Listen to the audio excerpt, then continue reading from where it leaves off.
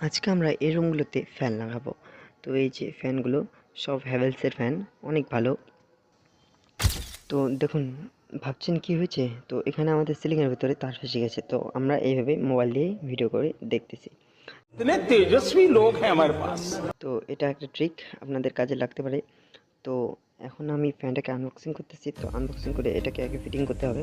তো ফিটিং করার পর তারপরে দেখবো কত সুন্দর হয়। আর এটা হচ্ছে তোমার হ্যাভেলসের ফ্যান 1200 mm এর। তো প্রোডাক্ট লিঙ্ক অবশ্যই ডিসক্রিপশন বক্সে থাকবে। তো ফাইনালি এটাকে আমি খুলে নিলাম। তো আগে স্ক্রুগুলো খুলে তারপরে ভালো করে টাইট করে নিব। এরপর আমরা সব নাট চেক করে নেব ভালো করে টাইট হয়েছে কিনা। টাইট হয়ে গেলে এবার আসবো ফিটিংয়ে। তো ফ্যানটা ঝুলিয়ে দিলাম। তো এখন কানেকশানে আসছি। তো ভালো করে কানেকশান করে নিতে হবে, কানেকশানগুলো আরেকবার চেক করে নিচ্ছি। তো ফাইনালি রেজাল্টটা দেখতে পাচ্ছেন, অনেক সুন্দর। আপনারা চাইলে এরকম ফ্যান আপনার বাড়িতেও লাগাতে পারেন।